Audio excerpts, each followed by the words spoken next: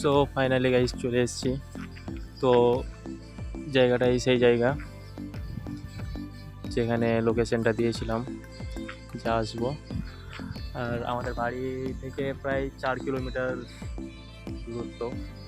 এখানে এসেছি টাইমটা পাস করার জন্য এসেছি গাইস, ভালো লাগছে না তাই।